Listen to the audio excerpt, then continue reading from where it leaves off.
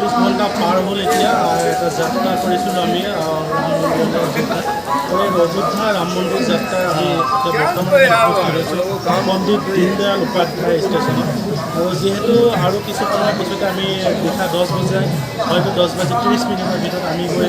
ৰাম মন্দিৰ যি অযোধ্যা ষ্টেচন আছে তাত উপস্থিত হয় আৰু এই অযোধ্যা ষ্টেচনৰ আগতে বৰ্তমান যি উপস্থিত দীনদয়াল উপাধ্যায় যি ষ্টেচন এই দীনদয়াল উপাধ্যায় ষ্টেচনতে কিছু সময়ৰ বাবে আমাৰ ট্ৰেইন ৰখিছে আৰু সকলোৱে কিছু লঘু আহাৰ ইয়াতে গ্ৰহণ কৰিছে আৰু ইয়াৰ পিছতে আমি যাত্ৰা কৰিব লাগিব ৰাম মন্দিৰ অভিমুখে আৰু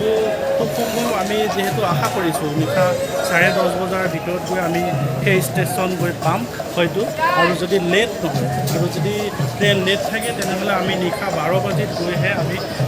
অযোধ্যা ৰাম মন্দিৰৰ যি ষ্টেচন আছে কেন্দ্ৰক ষ্টেচন আমি তাতে গৈ পেলাই ট্ৰেইন ষ্টেচন পামগৈ আৰু ইয়াৰ সামগ্ৰিক পৰিৱেশটো আমি দেখাইছোঁ যিহেতু এতিয়া আমি আছোঁ বিহাৰ সমাপ্ত হৈ এতিয়া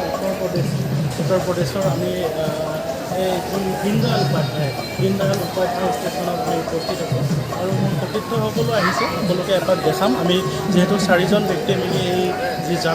এই যাত্ৰা আমি আৰম্ভ কৰিছিলোঁ আৰু সম্পূৰ্ণ আমি 4 দিন হাতত কাৰ্যসূচী লৈ এই যাত্ৰা আৰম্ভ কৰিছোঁ আৰু আজি যিহেতু দ্বিতীয়টো দিন আমি প্ৰথম দিনত আমি অসম পাৰ হৈ আমি যি কামাখ্যা ষ্টেচনৰ পৰা আৰম্ভ কৰিছিলোঁ আৰু ইতিমধ্যে আহি আমি দীনদয়াল উপাধ্যায় ষ্টেচনত আহি উপস্থিত হৈছোঁ আৰু আমি বাকী সবিশেষ আমি আমাৰ ভিডিঅ'ৰ জৰিয়তে দেখাই দিম আপোনালোকে আমাৰ ভিডিঅ'সমূহ চাই থাকিব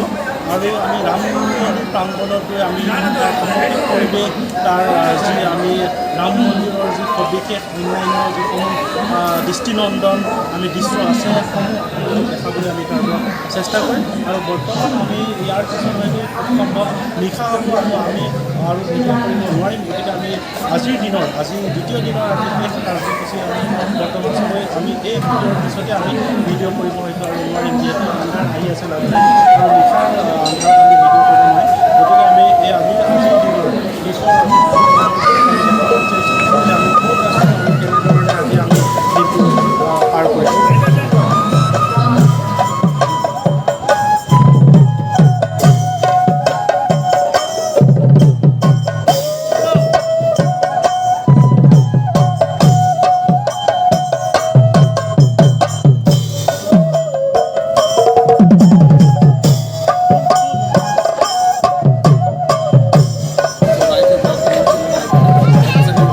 अभी आपका